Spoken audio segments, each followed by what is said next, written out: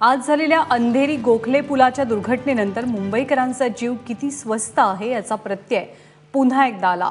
Andheri railway स्टेशनवरनं पार्ल्याला जोडणारा गोखले पादचारी पुलाचा भाग 7:30च्या दरम्यान खाली कोसळला, ज्यामध्ये 4 जण जखमी झाले। त्यांच्यावर रुग्णालयात उपचार सुरू आहेत। दैव बलवत्तर म्हणून रेल्वे पुलाखाली नव्हती, नाहीतर एका मोठ्या दुर्घटनेला मुंबईला सामोरं जावं लागलं असतं। पण या दुर्घटनेनंतर आता पुन्हा एकदा टोलवाटोलवी सुरू झाली आहे की ही जबाबदारी नेमकी कुणाची। या सगळ्या संदर्भात बातचीत करण्यासाठी माहिती अधिकार कार्यकर्ते अनिल गलगली सध्या आपल्या सोबत आहेत। अनिलजी, सगळ्यात मोठा प्रश्न इथे उपस्थित होतोय तो म्हणजे हा पूल कोणाच्या अखत्यारीमध्ये, कोणाच्या टेरिटरीमधला होता? तो रेल्वेची जबाबदारी होती हा पूल का महानगरपालिकेची? कुणाच्या अखत्यारीतला हा ब्रिज आहे? मुंबईमध्ये जेवढे सुद्धा ब्रिजेस आहेत ते सर्व रेल्वेच्या अखत्यारीमध्ये येतात आणि खरं पाहिल्याचा जो रेल्वे ॲक्ट आहे त्याप्रमाणे त्याची जबाबदारी ही रेल्वेची असते। जेव्हा जेव्हा महानगरपालिका किंवा MMRDA आहे, कारण मुंबईमध्ये अशी उदाहरणं आहेत सांताक्रूज चेंबूर लिंक रोड किंवा अन्य उदाहरणं, जेव्हा सुद्धा अशा ब्रिजची बांधणी किंवा दुरुस्ती असते तेव्हा MMRDA किंवा महानगरपालिका ही रेल्वेकडे विनंती करते। रेल्वे सर्व प्रकारच्या NOC देण्याचं काम करतं। रेल्वेमध्ये 24 ते 25 असे डिपार्टमेंट आहेत, ते या सर्व कामाची पाहणी करतात, त्यांना NOC देतात आणि रेल्वे महापालिका किंवा MMRDA कडून पैसे घेते आणि स्वतः त्याचं काम करते। खरं पाहिलं तर ज्या पद्धतीने सकाळपासून जो वाद सुरू आहे की ही रेल्वेची जबाबदारी की महापालिकेची, खरं पाहिलं तर ही रेल्वेचीच जबाबदारी आहे। आणि जो रेल्वे आपला ॲक्ट आहे, कारण जेव्हा सुद्धा अशा प्रकारच्या पुलाची दुरुस्ती होते किंवा रिपेरिंग होतं किंवा नवीन पुलांची बांधणी होते तेव्हा commissioner of railway safety act ही त्याला NOC देण्याचं काम करतं आणि रेल्वे डिपार्टमेंट स्वतः याचं सर्व काम पूर्ण करतं। त्यामुळे सकाळपासून जो वाद सुरू आहे की ही जबाबदारी आमची नाही, तुमची नाही, रेल्वेने आपली जबाबदारी घेणं आवश्यक आहे। म्हणूनच पियुष गोयल यांनी आता नुकतंच याची दुरुस्ती करण्याचे आदेश दिलेले आहेत। समजा ही महापालिकेची जबाबदारी असली किंवा MMRDAची असती तर निश्चितपणाने पियुष गोयलने असे आदेश दिले नसते। या सर्व बाबतीमध्ये खरं पाहिलं तर आम्ही नेहमीच सांगतो मुंबईमध्ये की जिथे जिथे असे प्रकारचे बांधकामं होतात, रेल्वेच्या प्रिमास असून दे किंवा अन्य प्रिमासेस, तिथे खरं म्हणजे सुरक्षेच्या नावाखाली रेल्वे कधी कधी विकास कामांना रोखण्याचे कामसुद्धा करतं। आणि सांताक्रूज चेंबूर लिंक रोड ह्याला जेव्हा 10 वर्ष लागली त्याच्यामध्ये सर्वात जास्त मोठं कारण होतं मध्य रेल्वे। त्यांच्या चुकीच्या धोरणामुळे तो ब्रिज लवकर पूर्ण करण्यामध्ये यश आलं नाही।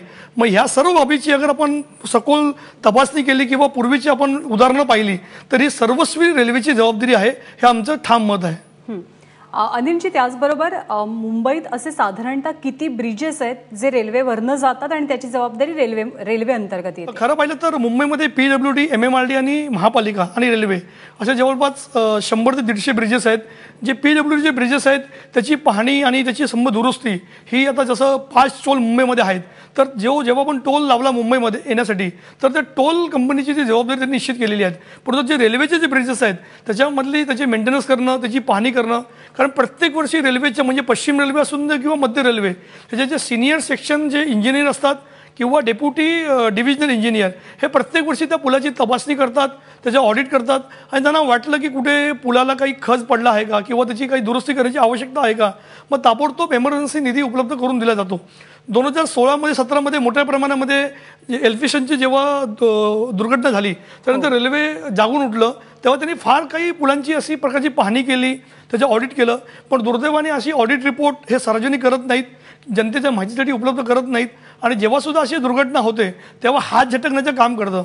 खरं पाहिलं तर रेल्वेने याची जबाबदारी घेण्याची आवश्यकता आहे आणि ह्या अनुषंगाने, कारण आज मोठी काही जीवितहानी झालेली नाही, तर मुंबईमध्ये जेवढे सुद्धा हे ROB असतील किंवा FOB असतील त्याची तुम्ही ताबडतोब ऑडिट करावं, त्याचा रिपोर्ट तुम्ही ऑनलाईन करावा आणि जेथे सुद्धा तुम्हाला महापालिका, MMRDA, स्टेट गव्हर्नमेंटची मदत आवश्यकता आहे ती मदत घेऊन ताबडतोब त्यांनी दुरुस्ती काम करावं अशी आमची माननीय पियुष गोयल यांना विनंती आहे।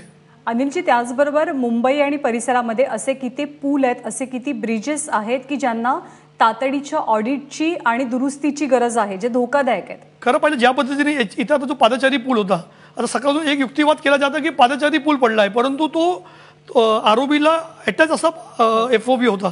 खरं पाहिलं तर जसं मध्यंतरी जेव्हा ठाण्यामध्ये कल्याणमध्ये लोकग्राम ब्रिज जो पादचारी पूल होता, आम्ही त्या पुलावरून नेहमी प्रवास करत होतो। जेव्हा आम्ही याची फॉलोअप केला तर असं माहिती पडलं की रेल्वे ही परवानगी देत नाहीत। कल्याण डोंबिवली महानगरपालिकेने लाखो रुपये हे महानगरपालिकेच्या तर्फे रेल्वे प्रशासनाला अदासुद्धा केले होते, परंतु तांत्रिक अडचणीमुळे त्यांनी हे काम फार लांबवलं होतं। तसे मुंबईमध्ये जवळपास 50 ते 60% असे ब्रिज असतील ज्याची आपल्याला ताबडतोब ऑडिट करणं आवश्यक आहे। त्याच्यावरती काम करणं आवश्यक आहे, जेणेकरून भविष्यामध्ये अशा प्रकारच्या दुर्घटना आपण थांबवू शकतो. तुम्ही मगाशीच उल्लेख केलात की एल्फिन्स्टनच्या घटनेनंतर रेल्वे प्रशासनाला खडबडून जाग आली आणि त्यांनी स्ट्रक्चरल ऑडिटची एक योजना तयार केली. किती ब्रिजेसचं खरोखर स्ट्रक्चरल ऑडिट केलं गेलं रेल्वेकडनं, या संदर्भातली काही माहिती आपण मागवली होती का? आपण मध्यंतरी जेव्हा एल्फिन्स्टन ब्रिजची जेव्हा दुर्घटना घडली तेव्हा त्या बाबतीमध्ये कमिशनर ऑफ रेल्वे सेफ्टीच्या सुद्धा भूमिका महत्त्वपूर्ण असते. तेव्हा रेल्वेने अशी माहिती देण्याचं टाळलं. आमचं तर असं म्हणणं आहे की लोकांनी माहिती मागण्यापेक्षा, कारण जेव्हा रेल्वे प्रवासी जेव्हा प्रवास करतात ते तेव्हा सुरक्षा शुल्कसुद्धा अदा करतात, त्याची फार मोठी रक्कम असते. तर रेल्वेने नागरिकांच्या आणि प्रवाशांच्या जागरूकतेसाठी किंवा त्यांना माहिती होण्यासाठी अशा प्रकारची माहिती स्वतःहून ऑनलाईन करण्याची आवश्यकता आहे. कारण माहितीच्या अधिकारमधलं कलम जे 4 जे असं सांगतं की जी माहिती तुम्ही स्वतःहून प्रकट करू शकता, त्याच्यामध्ये दुरुस्ती काम असून देत किंवा तुम्ही कुठल्या काही नवीन योजना घेतल्या असतील किंवा कुठल्याही प्रकारचं बांधकाम असेल, तर अशा प्रकारची माहिती त्यांनी ऑनलाईन करणं आवश्यक आहे. पण दुर्दैवाने लोकसभेमध्ये आणि राज्यसभेमध्ये जेव्हा माननीय खासदारसुद्धा जेव्हा प्रश्न विचारतात तेव्हासुद्धा रेल्वे त्यांना उत्तर देत नाहीत. माहिती अधिकार तर दूर झालं. तर आमची अशी विनंती आहे की एल्फिन्स्टन नंतर त्यांनी मोठ्या प्रमाणामध्ये अशा काही ब्रिजेसची पाहणी केली, त्याचे ऑडिट केलं, काही सूचनासुद्धा केल्या असतील, तर तो सर्व जो अहवाल आहे तो त्यांनी ऑनलाईन करण्याची आवश्यकता आहे. आणि ज्या एजन्सीज किंवा जे अधिकारी याच्यामध्ये आडमुठं धोरण घेत आहेत त्यांच्यावरती सुद्धा कारवाई करण्याची फार आवश्यकता आहे. आपण मग रेल्वेचा इतका आडमुठेपणा का? आपण म्हणता की खासदारांना ही उत्तरं मिळत नाही, तिथे माहिती अधिकार कार्यकर्त्यांचं काय? कशाच्या जीवावर रेल्वे इतका आडमुठेपणा दाखवते? रेल्वे ही केंद्रीय सरकारच्या अंडरमध्ये येते. जसं आता एल्फिन्स्टनला जेव्हा दुर्घटना घडली त्यापूर्वी राहुल शेवाले किंवा अरविंद सावंत यांनी वेळोवेळी आवाज उठवला होता, परंतु त्यांनी जाणून बुजून त्याच्यामध्ये त्यांना उत्तर देण्यामध्ये दिरंगाई करणं किंवा काम करणं. माझं तर असं मत आहे की तुम्ही उत्तर देऊ नका, पण कमीत कमीत कारवाई करा. जसं आता सांताक्रूज चेंबूर लिंक रोड आहे, त्याला 10 वर्षे लागली. मग जेव्हा आम्ही त्याचा अभ्यास केला किंवा माहिती अधिकाराचा वापर केला तेव्हा रेल्वे डिपार्टमेंटकडे असे 24 ते 25 डिपार्टमेंट आहेत, त्याच्यामध्ये एकरूपता नसते. वारंवार ते वेगवेगळे प्लॅन मागवणं, डिझाईन मागवणं, आणि खरं पाहिलं तर मोठ्या प्रमाणामध्ये तेव्हा MMRDकडून 100 कोटीपेक्षा जास्त पैसे रेल्वेने वसूलसुद्धा केले होते. ही एक प्रकारची हिटलरशाही किंवा एकाधिकारशाही रेल्वेमध्ये सुरू आहेत. आता मुंबईचे जे रेल्वे मंत्री पियुष गोयल त्यांनी एल्फिन्स्टन नंतर घोषणा केली होती की आता असं काही चालणार नाहीत, पण दुर्दैवाने आज सुद्धा तसेच प्रकार आहे. आता विद्याविहारच्या आरोपी गेल्या 10 वर्षापासून त्याचं काम पेंडिंग आहेत. जेव्हा 2002 जेव्हा MMRDने त्याची योजना बनवली होती तेव्हा त्याचा फक्त खर्च होता 75 कोटी. आता त्याचा खर्च वाढून 400 ते 500 कोटी रुपये झालेले आहेत. खरं पाहिलं तर रेल्वे हे स्वतः काही काम करत नाहीत, आणि जेव्हा काही महानगरपालिका MMRD करते तेव्हा जो सेफ्टी रूल्स आहेत त्याच्या नावाखाली किंवा त्याचा आधार घेऊन काम थांबवण्याचं काम करतं. तर आमची विनंती आहे की ह्या दुर्घटनेनंतर किंवा आधीची जी दुर्घटना झालेली आहेत, माननीय पियुष गोयल यांनी अशा प्रकारची एक कमिटी बनवावी जेणेकरून वन विंडो सिस्टम करावी. कारण रेल्वे किंवा महानगरपालिका किंवा MMRD या हद्दीमध्ये जी कामं होतात ती काही लोकांच्या फायद्यासाठी असतात आणि प्रत्येक नागरिकांना मोठ्या प्रमाणात त्याचा फायदा होतो. कारण आज आपल्याला रेल्वे फाटक बंद करायचे आहेत. आज महाराष्ट्रामध्ये जवळपास 60% रेल्वे फाटक आजसुद्धा सुरू आहेत. कारण रेल्वे फाटकसुद्धा जर बंद केलं तर ते आपण आरोपी बांधलं. जसं विक्रोलीला जी दुर्घटना घडली होती, मोठ्या प्रमाणामध्ये तिकडे आंदोलन झालं, त्यानंतर रेल्वेने दोन्ही साईडला आरोपी बांधण्याचं काम केलं. मग हे काम तुम्ही म्हणजे आत्ताच का करत नाहीत? दुर्घटनेची तुम्ही का वाट पाहतायत?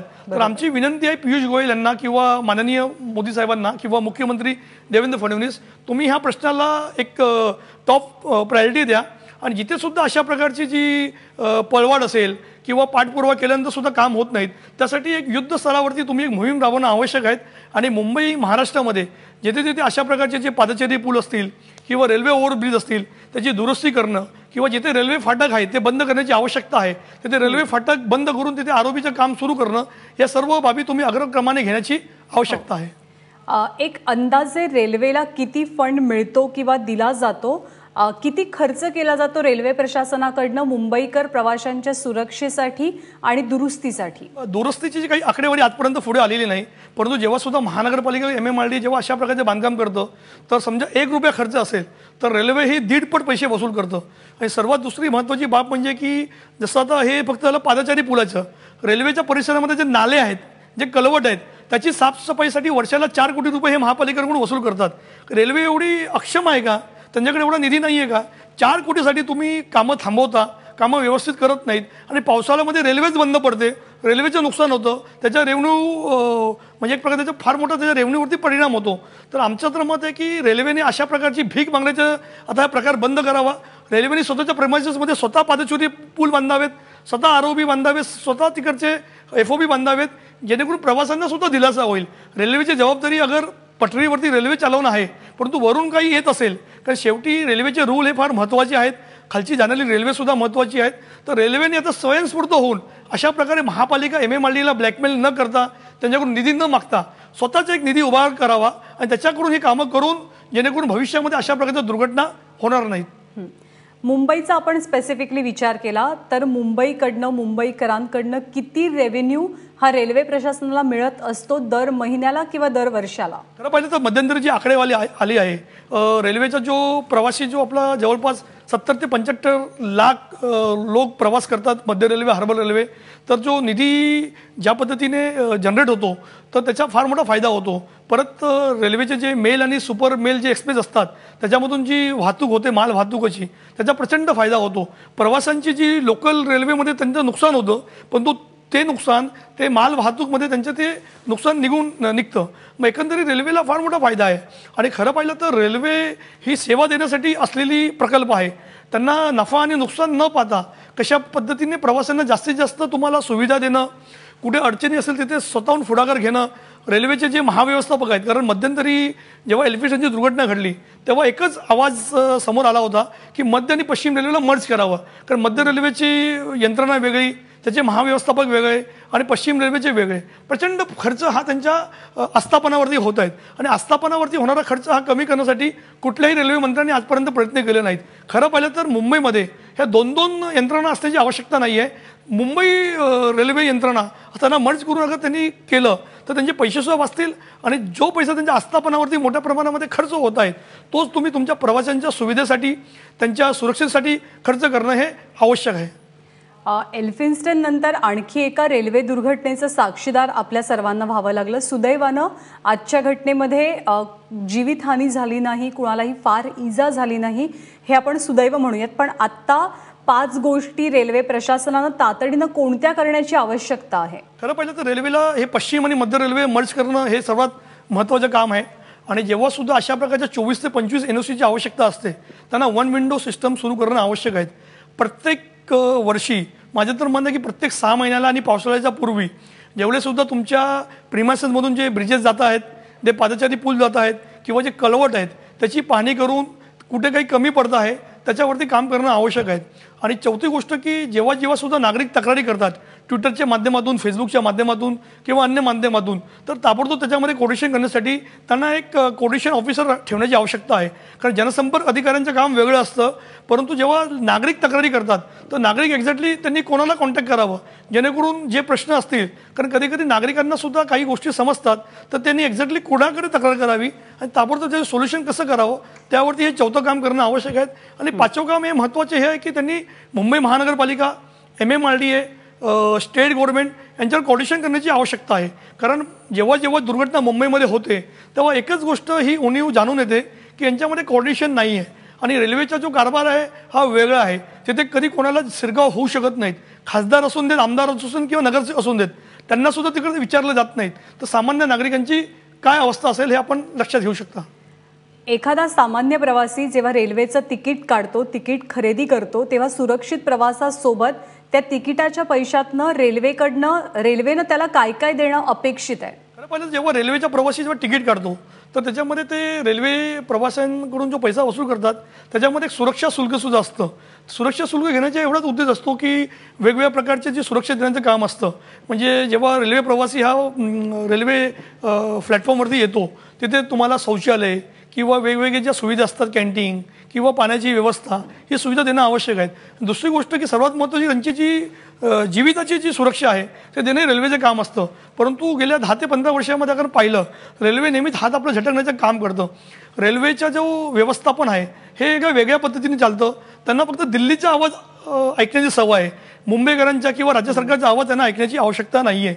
मध्यंतरी जेव्हा मी माहिती अधिकाराचा वापर करून जेव्हा 3 वर्षामध्ये तेव्हाचे जे रेल्वे मंत्री सुरेश प्रभू आणि आपले मुख्यमंत्री देवेंद्र फडणवीस यांनी ज्या वेगवेगळ्या मिटिंग केल्या होत्या मुंबईकरांसाठी, तिथे जेव्हा मी मिनिट्स मागवलं तर आम्हाला आश्चर्याचा धक्का बसला की प्रत्येक वर्षी त्या योजना त्या पुढे ढकलल्या गेल्या होत्या आणि एक नवीन त्यांनी एक डेडलाईन बनवली होती.